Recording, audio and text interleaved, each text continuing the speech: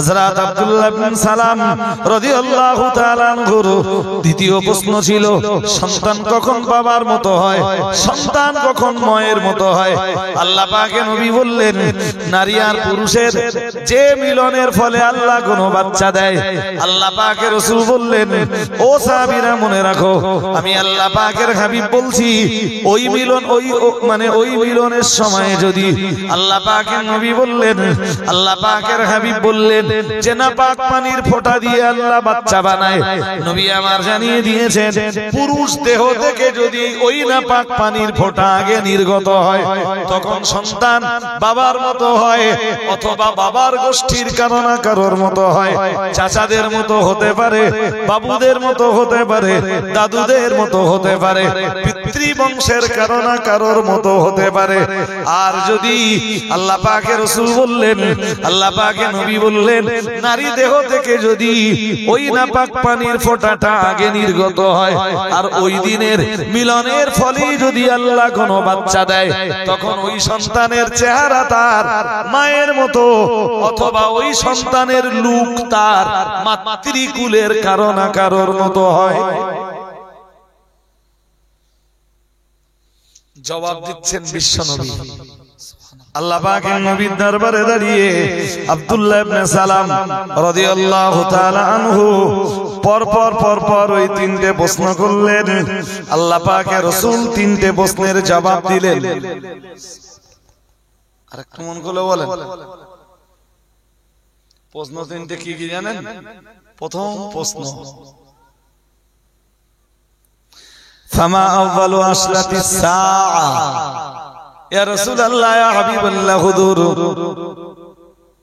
কিয়ামতের একদম প্রত্যক্ষ নমুনা কোনটা? কোনটা দেখলে বোঝা যাবে বিচার আর বাকি নেই, এক্ষুনি বিচার শুরু হবে?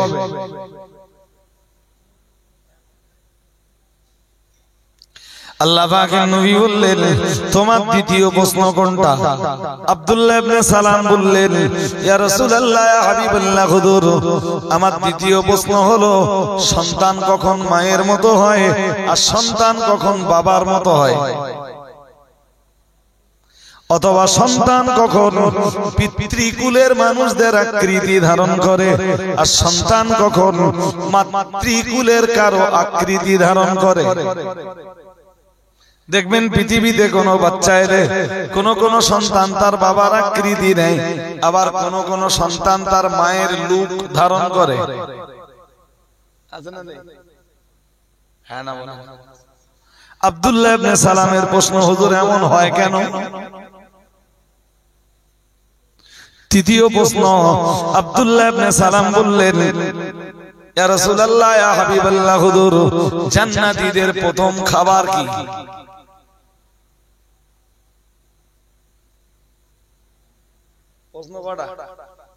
কি কি? কিয়ামতের প্রথম নিদর্শন কি? দ্বিতীয় প্রশ্ন, সন্তান কখন মায়ের মতো হয় আর সন্তান কখন বাবার মতো হয়? তৃতীয় প্রশ্ন, জান্নাতীদের প্রথম খাবার কি? শুনছেন নাকি? শুনতেছেন না? তাহলে আব্দুল্লাহ ইবনে সালাম নবীজিকে প্রশ্ন করেছে, নবীর কাজ এবার আব্দুল্লাহ ইবনে সালামের প্রশ্নের কি জবাব দেওয়া। কি দেওয়া? ইয়া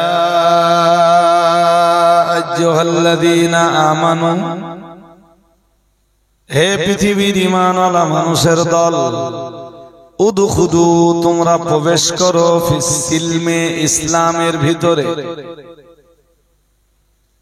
কাফাতান, মহান আল্লাহ জানিয়েছেন ইসলামের ভিতরে তোমরা পরিপূর্ণভাবে প্রবেশ করো। পরে আবার জানিয়েছেন, ওয়ালা তাত্তাবিউ খুতুওয়াতিশ শাইতান, মহান আল্লাহ জানিয়েছেন তোমরা শয়তানের পদাঙ্ক অনুসরণ করো না। ইন্নাহু লাকুম আদুউম মুবিন, নিশ্চয়ই শয়তান হলো মানব জাতির প্রকাশ্য দুশমন। শয়তান হলো মানব জাতির প্রকাশ্য শত্রু। বলুন নাউযুবিল্লাহ, সবাই বলেন নাউযুবিল্লাহ।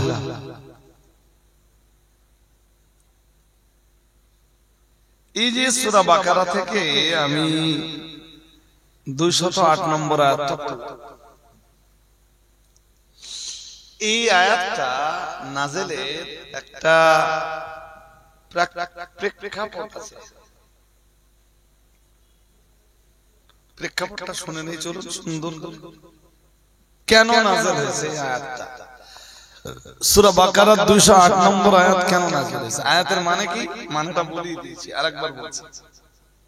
ইয়া আইয়ুহাল্লাযীনা আমানু, ইয়া আইয়ুহাল্লাযীনা আমানু, হে পৃথিবীর ঈমানওয়ালা মানুষের দল, উদখুলু ফিস সিলমি কাফা, তোমরা পরিপূর্ণ রূপে ইসলামের ভিতরে ঢুকে যাও। কেউ জোহরের নামাজ পড়লো, আসর পড়লো না, মাগরিব পড়লো, আবার এশা পড়লো না, ইসলামের ভিতরে পরিপূর্ণ ঢোকা হলো না, খানিকটা খানিকটা ঢোকা হলো।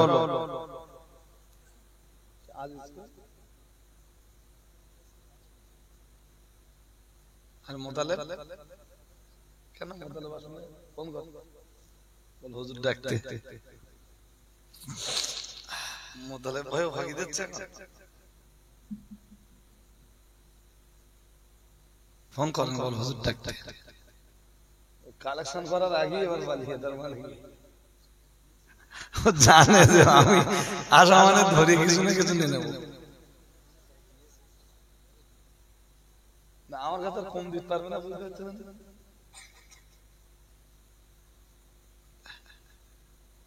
ফোন করে আমার কাছে দেন। তো লোকজন বড় রকম না আজকে কেন? আপনাদের এই খেলা কোথায়? সে জলসেরে জলসা হচ্ছে, গাড়াগাড়ি খেলা হচ্ছে, ফুটবল খেলা, ছেলেপিলে সব সেখানে।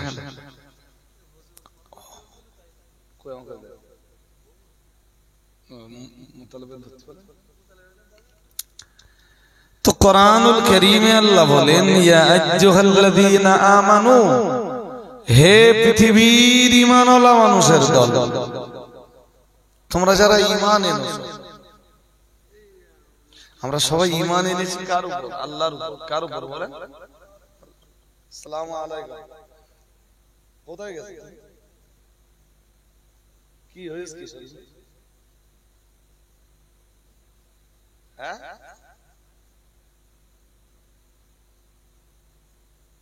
এখনো ব্যথা কমেনি? হ্যাঁ, ঠিক বলতেছ তো? আল্লাহ জানে। এর কিছু দিয়েছ? এবার গোস্ত উঠে নিতে 10 কেজি গোস্ত দাও, হবে না? বল তাহলে আমি বলে দিচ্ছি 10 কেজি গোস্ত উঠে নিতে। আবার বলে 5 কেজি। এটা কাজের কথা হইলো? আচ্ছা, 5 কেজি গোস্ত নামে লিখে নেবেন। ইয়া আইয়ুহাল্লাযীনা আমানু, হে পৃথিবীর ঈমানওয়ালা মানুষের দল, উদখুলু ফিস সিলমি কাফা, তোমরা পরিপূর্ণ রূপে ইসলামের ভিতরে ঢুকে যাও। আয়াতটার মানে আগে জানতে হবে। কোথা থেকে যেন বললাম আয়াতটা? সূরা বাকারা 2য় পারা, সূরা বাকারা 208 নম্বর আয়াত। কত? সেকেন্ড পারা 208 নম্বর আয়াত। মহান আল্লাহ জানিয়েছেন, হে ঈমানওয়ালারা, উদখুলু ফিস সিলমি কাফা, তোমরা পরিপূর্ণ রূপে ইসলামের ভিতরে ঢুকে যাও। ওয়ালা তাত্তাবিউ খুতুওয়াতিশ শাইতান, তোমরা শয়তানের পদাঙ্ক অনুসরণ করো না, তোমরা শয়তানের পথে চলো না। ইন্নাহু লাকুম আদুউম মুবিন, নিশ্চয়ই শয়তান তোমাদের প্রকাশ্য দুশমন। বলুন নাউযুবিল্লাহ। চলুন আমরা এই আয়াতটা শানে নজুল শুনে নেই, ছোট্ট করে শুনে, লম্বা না। عن ابن عباس رضي الله تعالى عنهما أنها نزلت في عبد الله بن سلام وأصحابه، وذلك أنهم حين آمنوا بالنبي صلى الله عليه وسلم وآمنوا بشرائعه وشرائع موسى عليه السلام فعظموا السبت وكرهوا لحمان الإبل وألبانها بعدما أسلموا، فأنكر ذلك عليهم المسلمون فقالوا إنا نقبي على هذا وهذا، وقالوا للنبي صلى الله عليه وسلم إن التوراة كتاب الله تعالى، إن التوراة كتاب الله تعالى فدعنا فلنعمل بها، فأنزل الله تعالى هذه الآية।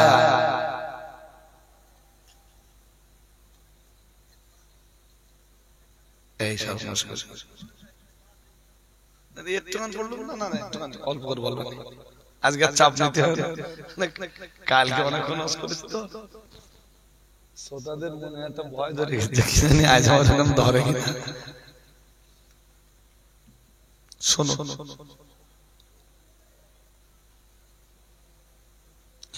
হযরত আব্দুল্লাহ ইবনে আব্বাস হলেন কোরআনুল কারীমের আল্লাহর আকাশের নিচে সবচাইতে বড় পণ্ডিত।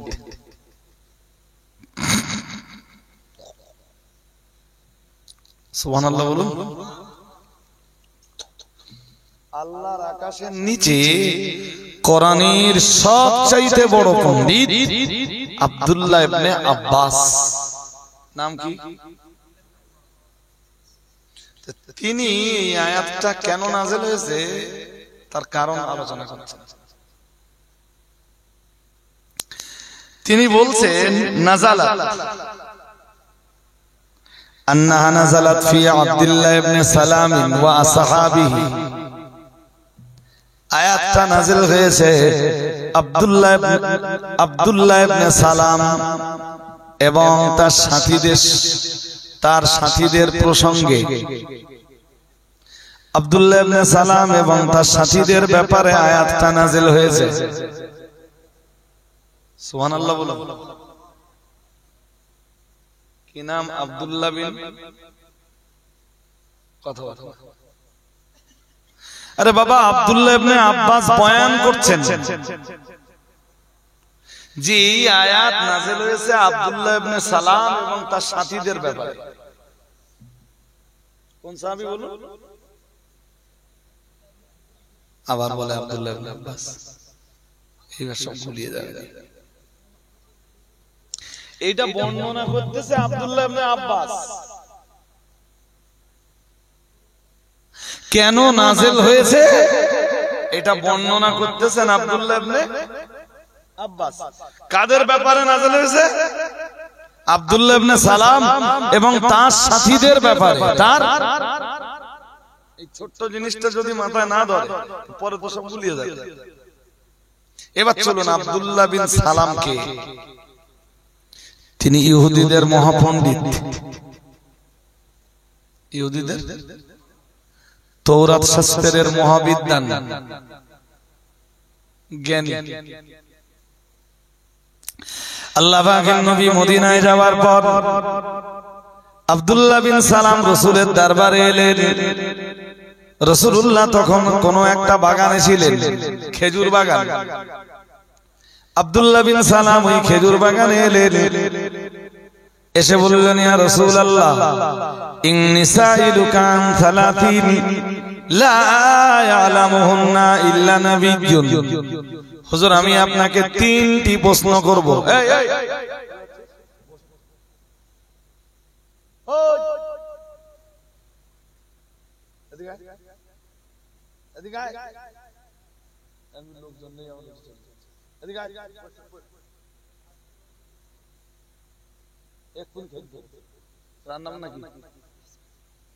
খিচুড়ি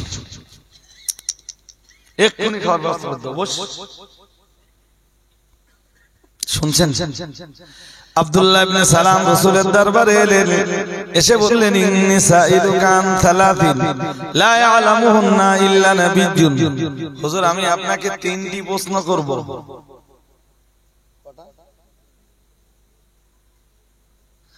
লা ইয়ালামুহুন্না ইল্লা নাবিয়্যুন, যে তিনটে প্রশ্নের জবাব নবী ছাড়া কেউ জানে না। নবী ছাড়া। ইন্নী সাইলুকা আন সালাতিন লা ইয়ালামুহুন্না ইল্লা নাবিয়্যুন, এমন তিনটা প্রশ্ন আপনাকে করব যেই তিন প্রশ্নের জবাব দুনিয়ার নবী ছাড়া কেউ জানে না। প্রিয় নবী মুহাম্মদুর রাসূলুল্লাহ সাল্লাল্লাহু আলাইহি ওয়াসাল্লাম বললেন, করতে পারো? করে ফেলো। কি কি প্রশ্ন করবা করে ফেলো। আল্লাহ পাকের নবীর দরবারে দাঁড়িয়ে আব্দুল্লাহ ইবনে সালাম রাদিয়াল্লাহু তাআলা আনহু পরপর ওই তিনটে প্রশ্ন করলেন। আল্লাহ পাকের রাসূল তিনটে প্রশ্নের জবাব দিলেন। আরেকটু মন খুলে বলেন, প্রশ্ন তিনটে কি কি জানেন? প্রথম প্রশ্ন, ফামা আউয়ালু আশরাতিস সাআ, ইয়া রাসূলুল্লাহ ইয়া হাবিবাল্লাহ, হুজুর কিয়ামতের মানে একদম প্রত্যক্ষ নমুনা কোনটা? কোনটা দেখলে বোঝা যাবে বিচার আর বাকি নেই, এক্ষুনি বিচার শুরু হবে?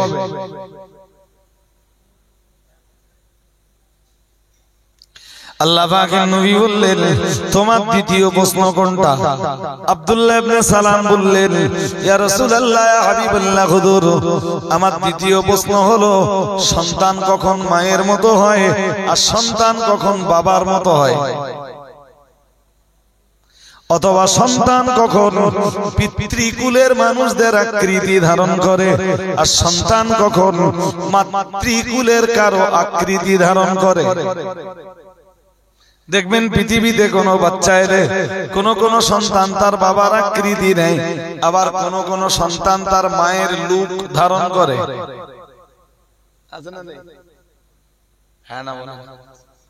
আব্দুল্লাহ ইবনে সালামের প্রশ্ন, হুজুর এমন হয় কেন?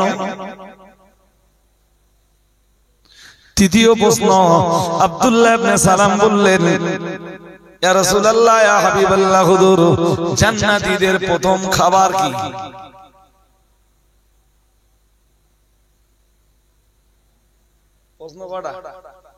কি কি? কিয়ামতের প্রথম নিদর্শন কি? দ্বিতীয় প্রশ্ন, সন্তান কখন মায়ের মতো হয় আর সন্তান কখন বাবার মতো হয়? তৃতীয় প্রশ্ন, জান্নাতীদের প্রথম খাবার কি? শুনছেন নাকি? শুনতেছেন না? তাহলে আব্দুল্লাহ ইবনে সালাম নবীজিকে প্রশ্ন করেছে, নবীর কাজ এবার আব্দুল্লাহ ইবনে সালামের প্রশ্নের কি জবাব দেওয়া। কি দেওয়া? প্রিয় নবী মুহাম্মদুর রাসূলুল্লাহ সাল্লাল্লাহু আলাইহি ওয়াসাল্লাম, আল্লাহ পাকের নবী বললেন, তোমার প্রথম প্রশ্নের জবাব হলো ফানারুন তাহশুরুন নাসা মিনাল মাশরিকি ইলাল মাগরিব। এখানে কিয়ামতের নিদর্শন বলতে কোন নিদর্শনটা দেখলে বোঝা যাবে এক্ষুনি বিচার শুরু হবে?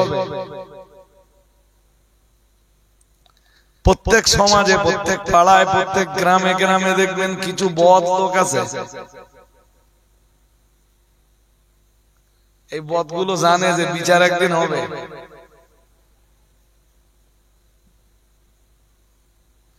তারা যা পাপ করেছে এর ফলাফল যে ভালো না, এটাও তারা জানে। এই বদলোকগুলো জানে যে বিচার একদিন, এটাও জানে যে তারা যা করতেছে এর ফল। এই যে লোকেরে মেরে ধরে খাওয়া, লুটপাট করে খাওয়া, চোটপাট করে খাওয়া, গরিবের হক নষ্ট করা, আছে না নেই? ঘরে এসে ঘর গরিবের ঘরে এসে 1 লাখ কোটি, সেখানে গিয়ে বলতেছে যে 1 লাখ কোটি এসে যদি তুমি আমার 20 দাও তাহলে ঘর তোমার করে দেবো। তা আমার 20 দাও বললে হবে না, আমার দিয়ে দিতে হবে। তুমি যখন পাবা আমার 20 এখন দিয়ে দিতে হবে, তারপরে তোমার নামে ওই ঘর আছে না নেই? হ্যাঁ না বলো। এরা মেরে কেটে খাওয়া লোক আমাদের সমাজে এভেলেবেল। এই মারা কাটার ফল কি এরা জানে না? জানে না? হ্যাঁ না বলবা তো? এরা ভালোই জানে যে মল্লি আল্লাহ ধরবে, মল্লি ধরবে। মজার ব্যাপার, আল্লাহ পাকের নবী আব্দুল্লাহ ইবনে সালামের প্রশ্নের জবাব দিলেন, ফানারুন তাহশুরুন নাসা মিনাল মাশরিকি ইলাল মাগরিব। ও ভাইরা আমার, এই জাতীয় মানুষগুলো এরা যখন কবর থেকে উঠবে, এরা এটাও জানে বিচার হবে শাম দেশের মাঠে, আর সে শাম দেশ পশ্চিম দিকে।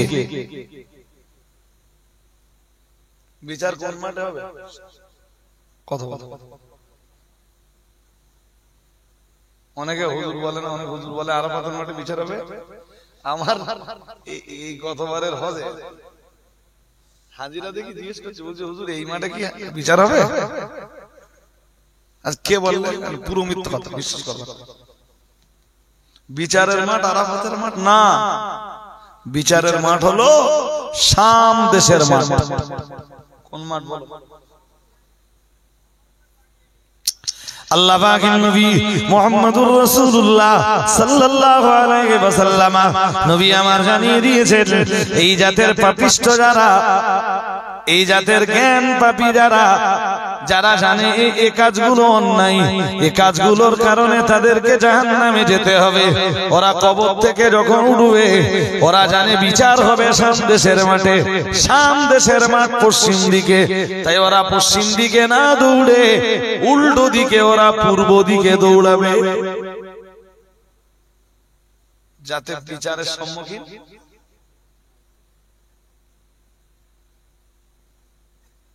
বুঝতে অসুবিধা হচ্ছে নাকি?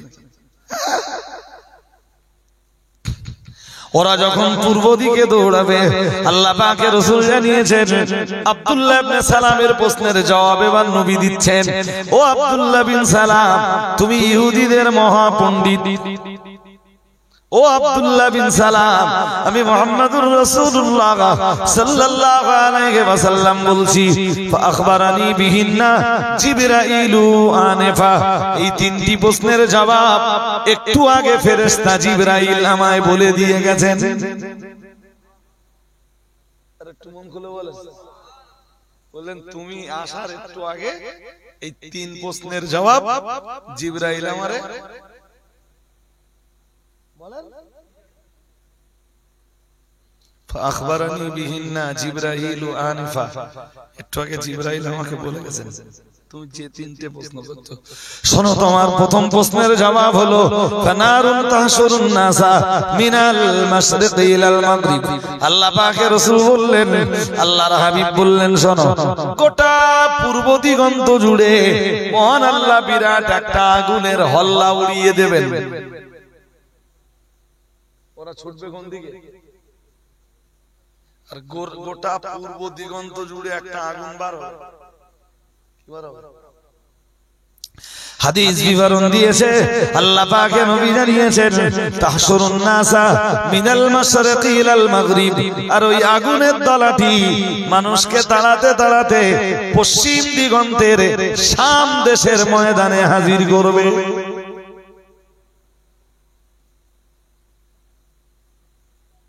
বিচারের মাঠে জামানা জামানা জামানা। ওরা ওই আগুন যখন দেখবে সামনে আগুন, ওরা তখন ভাববে আর একটু আগালেই মরে যাব, অন্তত এখন তো বেঁচে থাকি, তারপরে পরে যেটা হবে তো হবে। ওরা তখন পূর্ব দিগন্ত না ছুটে ছুটে পশ্চিম দিগন্তে দৌড়াতে থাকবে, আর ওই আগুন ওদের পিছনে তাড়াতে তাড়াতে শাম দেশের মাঠ পর্যন্ত হাজির করবে। আরেকটা মন খুলে বলো, কারোর রেয়াই আছে? হ্যাঁ না বলো না কেন? প্রথম প্রশ্নের জবাব আব্দুল্লাহ বিন সালামের। হযরত আব্দুল্লাহ বিন সালাম রাদিয়াল্লাহু তাআলা আনহু দ্বিতীয় প্রশ্ন ছিল, সন্তান কখন বাবার মতো হয়, সন্তান কখন মায়ের মতো হয়?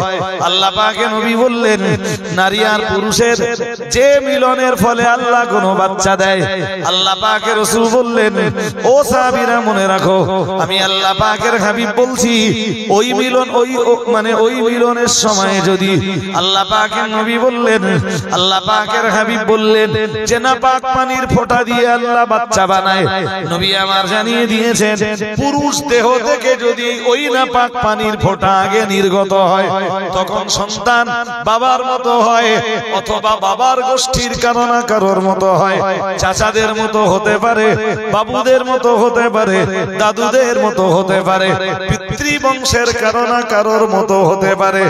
আর যদি আল্লাহ পাকের রাসূল বললেন, আল্লাহ পাকের নবী বললেন, নারী দেহ থেকে যদি ওই নাপাক পানির ফোঁটাটা আগে নির্গত হয় আর ওই দিনের মিলনের ফলেই যদি আল্লাহ কোনো বাচ্চা দেয় তখন ওই সন্তানের চেহারা তার মায়ের মতো, অথবা ওই সন্তানের লুক তার মাতৃকুলের কারো না কারোর মতো হয়। জবাব দিচ্ছেন বিশ্বনবী। সুবহানাল্লাহ। আরেকটু নবী জবাব দেবেন কি? নবীরে শিখিয়ে দিয়ে যাচ্ছে কে? হ্যাঁ, নবী তৌরাত পড়েছে নাকি? আব্দুল্লাহ বিন সালাম তৌরাতের পণ্ডিত, তৌরাত থেকে ওই প্রশ্নগুলো কঠিন তিনটে প্রশ্ন বার করে এনেছে। কটা বলেন? কঠিন তিনটে প্রশ্ন।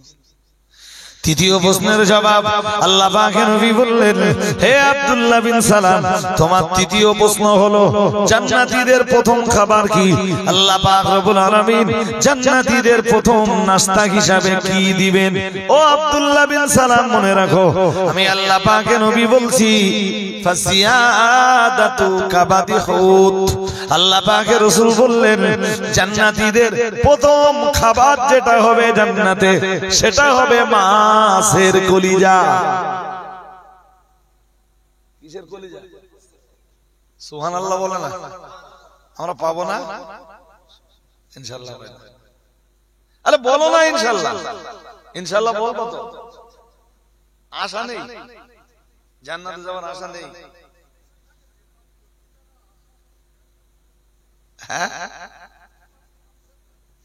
হাজিরিনে মজলিস মনে রাখুন, আব্দুল্লাহ ইবনে সালামের এই তিনটি প্রশ্নের জবাব যখন রাসূলুল্লাহ দিয়ে ফেললেন, ও বাবাজিরে ভাইরা, প্রিয় নবী মুহাম্মদুর রাসূলুল্লাহ সাল্লাল্লাহু আলাইহি ওয়াসাল্লামের জবাব দেওয়া যেই না শেষ হয়ে গেল, আব্দুল্লাহ ইবনে সালাম রাদিয়াল্লাহু তাআলা আনহু বললেন, হুজুর আমি আগেই বলেছিলাম এমন কঠিন তিনটি প্রশ্ন করব, হুজুর আপনি নবী হলে প্রশ্নের জবাব দিতে পারবেন, আপনি নবী না হলে ও প্রশ্নের জবাব দিতে পারবেন না। ইয়া রাসূলুল্লাহ, ইয়া হাবিবাল্লাহ, হুজুর আপনি নবী বলেই তো প্রশ্নগুলোর জবাব দেওয়া সম্ভব হয়েছে। ইয়া রাসূলুল্লাহ, ইয়া হাবিবাল্লাহ, হুজুর এখন আমি বিশ্বাস করছি বেশক আপনি নবী।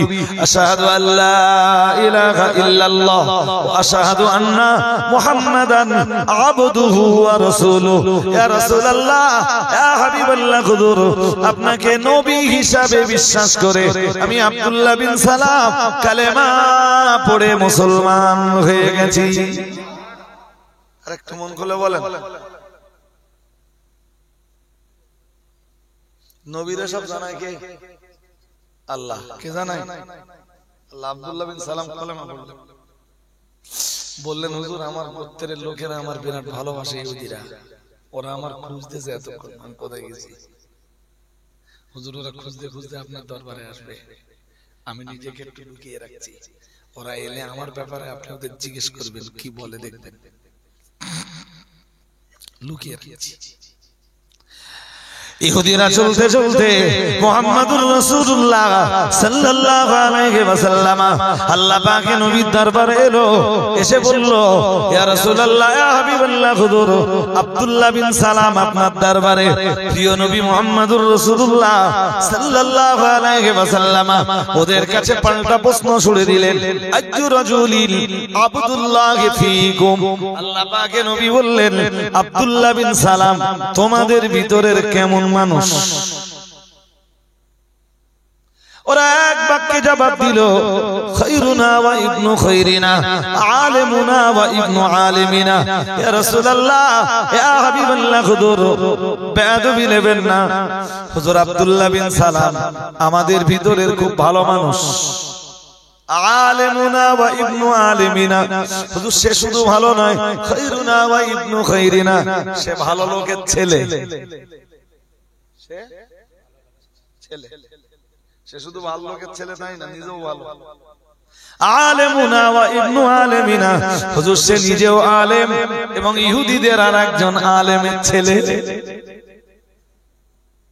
মানে আব্দুল্লাহ নিজেও আলেম, ওর বাবা, ওনার বাবা সালাম, সেও ছিল ইহুদিদের আরেক। নবীজি বললেন, ওয়াইন আসলাম, আব্দুল্লাহ ইবনে সালাম যদি কালেমা পড়ে, এ ব্যাপারে তোমাদের মতামত কি? قالوا أعاذه الله। প্রিয় নবী মুহাম্মদুর রাসূলুল্লাহ সাল্লাল্লাহু আলাইহি ওয়াসাল্লাম বললেন, আব্দুল্লাহ ইবনে সালাম যদি কালেমা পড়ে তখন তোমরা কি বলবা?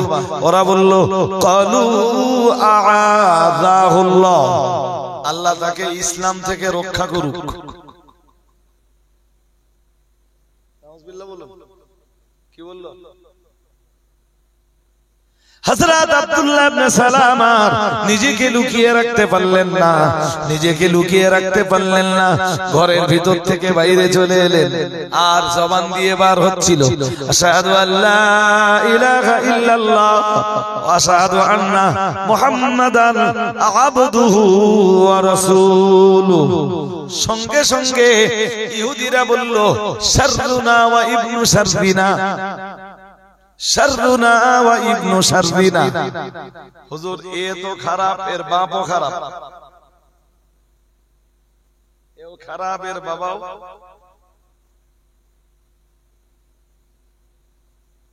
সঙ্গে সঙ্গে এই সঙ্গে সঙ্গে ঘুরে যাওয়া কিছু লোক আছে না দুনিয়া? হ্যাঁ না বলে না, আছে আছে। ওরা ওরা মুসলিমদের চরিত্রে বিশ্বাসী না, ওরা ইহুদি চরিত্রে। ছাড়তে ঘা লাগলে কেটে পড়ে মাল, এরম মাল আছে না? আমাদের অল ইন্ডিয়া সুন্নাত ওয়াল জামাত খোঁজ করলে এরকম জিনিস পাওয়া যাবে, যে যেই ছাড়তে ঘা পড়ে সেই চরিত্র কাদের? ইহুদি চরিত্র নিয়ে বাঁচা যায় না। কি যেন বলছিলাম, কোরআনুল কারীমের সূরা বাকারার 108 নম্বর আয়াতটা নাযিল হয়েছে, সূরাতুল বাকারার 108 নম্বর আয়াতটা নাযিল হয়েছে আব্দুল্লাহ ইবনে সালাম এবং তার সাথীদের ব্যাপারে। মনে আছে? হ্যাঁ না বলো, মনে আছে?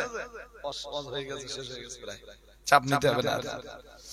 وذلك أنهم حين آمنوا بالنبي صلى الله عليه وسلم। আর এই ঘটনা তখন ঘটেছিল যখন আব্দুল্লাহ বিন সালাম এবং তার সাথীরা কালেমা পড়েছিল। আমানু বেশারাইহি ওয়া শারাঈ মূসা।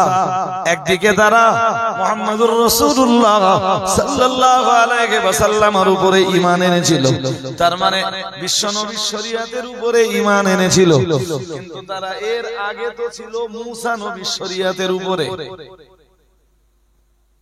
কার শরীয়তের উপরে ছিল না? হ্যাঁ না বলেন? ফাআযামুস সাবতা। সাবতুন মানে কি জানেন? ইয়াউমুস সাবত বলা হয় শনিবারকে। মুসলমানদের কাছে সবচেয়ে গুরুত্বপূর্ণ দিন হলো জুমার দিন। মুহাম্মদুর রাসূলুল্লাহ সাল্লাল্লাহু আলাইহি ওয়াসাল্লাম নবী আমার জানিয়ে দিয়েছেন, ইন্না ইয়াউমাল জুমাতি সাইয়্যিদুল আইয়াম। আল্লাহ পাকে নবী জানিয়েছেন যত দিন আছে সবচেয়ে ভালো দিন হলো জুমার দিন। আরেকটু মন খুলে বলো, কোন দিন সবচেয়ে ভালো? শুক্রবার। আল্লাহ পাকে নবী বললেন ওয়া হুয়া আফদালু মিন ইয়াউমিল আদহা ওয়া ইয়াউমিল ফিতরি। আল্লাহ পাকে নবী বললেন এমন কি জুমার দিনটা ঈদুল আদহা এবং ঈদুল ফিতরের দিনের চাইতেও ভালো। বছরের দুই ঈদের তুলনায় ঈদুল ফিতর এবং ঈদুল আদহার দিনের তুলনায় আল্লাহর কাছে জুমার দিনের মর্যাদা অনেক বেশি।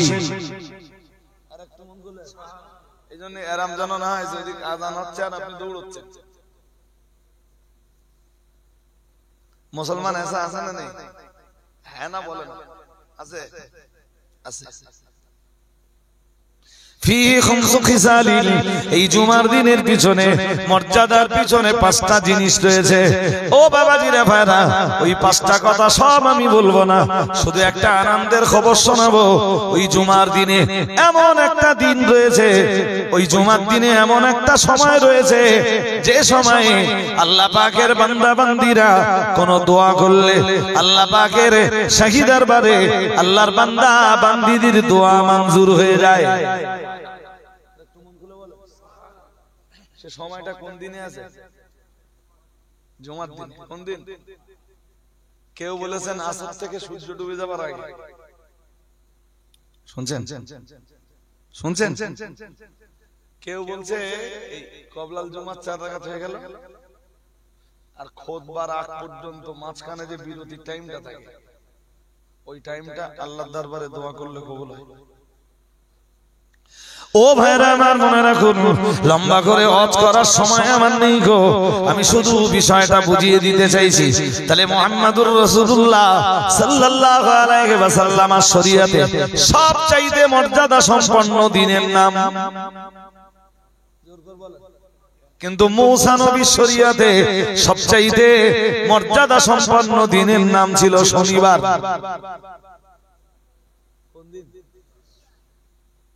আব্দুল্লাহ বিন সালাম মূসা নবীর শরীয়ত থেকে নবী মুহাম্মদুর রাসূলুল্লাহ সাল্লাল্লাহু আলাইহি ওয়াসাল্লামের শরীয়তের উপরে ঈমান আনলো, কিন্তু ঈমান আনার পরেও শনিবারের দিনটাকে খুব মর্যাদা দিত। কি দিত? শনিবারে। শুক্রবারও মর্যাদা দিত, শনিবারও।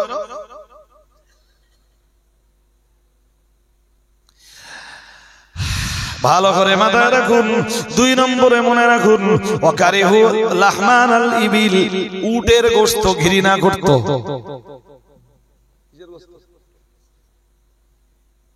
কারণ ওটা মূসা নবীর শরীয়তে ছিল, ওটা ইহুদিদের কাজ ছিল যে ওরা উটের গোশত খেত না, ঘৃণা করত। ওয়াল বানিহা, এবং উটের দুধটাকে ওরা ঘৃণা করত। আব্দুল্লাহ ইবনে সালাম কালেমা পড়ার পরেও উটের দুধ ঘৃণা করত এবং উটের গোশতটাও ঘৃণা করত।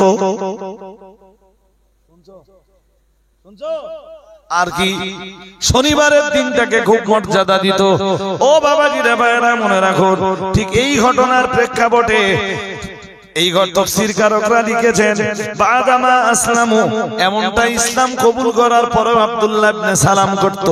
শনিবারের দিনের মর্যাদা দিত, উটের গোশত খেত না, উটের দুধও পান করত না। ফাআনকারা যালিকা আলাইহিমুল মুসলিমুন ফাকালু ইন্না নাকবি আলা হাযা ওয়া হাযা ফাকালু লিন-নবী সাল্লাল্লাহু আলাইহি ওয়াসাল্লাম ইন্নাত তাওরাত কিতাবুল্লাহি তাআলা ফাদআনা ফালনা'মাল বিহা ফাআনজালাল্লাহু তাআলা হাদিহিল আয়া। হযরত আব্দুল্লাহ ইবনে সালাম রাদিয়াল্লাহু তাআলা আনহুকে বলা হলো যে তুমি ইসলামের গণ্ডির ভিতরে আসবার পরে তুমি শনিবারের দিনকে মর্যাদাও দিতে পারো না, আর উটের গোশতকে ঘৃণাও করতে পারো না, উটের দুধকে তুমি ঘৃণাও করতে পারো না। আব্দুল্লাহ ইবনে সালামকে যেই রায়ে কথা বলা হলো, হযরত আব্দুল্লাহ ইবনে সালাম রাদিয়াল্লাহু তাআলা আনহু তিনি ও ভাইরা আমার শনিবারের দিনের মর্যাদার জায়গা থেকে সরে আসতেও চাইলেন না, উটের গোশতও খেতে চাইলেন না, উটের দুধও পান করতে চাইলেন না। এই ঘটনার প্রেক্ষাপটে আমার আল্লাহ পাক রব্বুল আলামিন ফানাজালাত হাযিহিল আয়া সূরা বাকারার 208 নম্বর আয়াত নাযিল করে দিলেন। ইয়া আইয়ুহাল্লাযীনা আমানু, হে দুনিয়ার ঈমানওয়ালা মানুষের দল, উদখুলু ফিস-সিলমি কাফা, তোমরা পরিপূর্ণ রূপে ইসলামের ভিতরে ঢুকে যাও। ইসলামের ভিতরে ঢুকবা, শনিবারের দিনও মর্যাদা দিবা, ইসলামের ভিতরেও ঢুকবা, উটের দুধ পান করবা না, উটের গোশত পান করবা না, এটা পারে না, কখনোই হতে পারে না। ও বাবাজিরা ভাইরা, এই আয়াত নাযিল হওয়ার পর আব্দুল্লাহ ইবনে সালাম এবং তার সাথী সঙ্গীরা নিজেদের জীবনকে শুধরে নিলেন। একটু মন খুলে বলেন, আজকের মুসলমান সমাজে আজ আমি আর করব না, এবার সালাম পড়বো আর দোয়া করব, চটপট দুটো তিনটে জিনিস জিজ্ঞেস করে নেই। আজকের মুসলমান সমাজের ছেলেরা মদ খায়, এটা ইসলামের গণ্ডির ভিতরের কাজ না বাইরের কাজ? এরা ইসলামের গণ্ডির ভিতরে আছে না বাইরে আছে? আজকে সমাজের মুসলমানের বাচ্চারা তাস খেলে, ইসলামের গণ্ডির ভিতরে আছে না বাইরে আছে? মুসলমান ঘরের ছেলেরা সুদ খায়, ইসলামের গণ্ডির ভিতরে আছে না বাইরে আছে? মুসলমান ঘরের মেয়েরা বেপরদায় চলে, এরা ইসলামের গণ্ডির ভিতরে আছে না বাইরে আছে? মুসলমান ঘরের ছেলেরা এরা ফ্রি ফায়ার খেলে, পাবজি খেলে বেড়ায়, গণ্ডির ভিতরে আছে না বাইরে আছে? মুসলমান ঘরের ছেলেরা, মুসলমান ঘরের মেয়েরা, কত ছেলে কত মেয়ে রয়েছে যারা নামাজ আদায় করে না, গণ্ডির ভিতরে আছে না বাইরে আছে?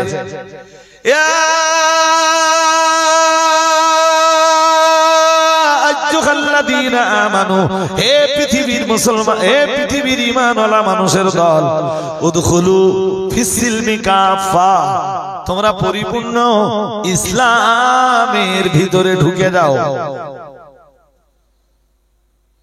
এইটুকু আজ আপনার জন্য কি বলতেছেন? এরপর আর কিছু বলবেন? আবার বলে একটুখান বলে কম আজ নাকি? এ কি কম আজ? হ্যাঁ না বলতে হবে, কি কম আজ? এইটুখান ওয়াজ পালন করলে সব ভালো হয়ে যাবে। সব কি ব্যাস ওইটুকু আজ আল্লাহর রাস্তায় একটু পালন করুন। সালাম পড়ি, উঠে দাঁড়ান। ইয়া নবী সালাম। হ্যালো।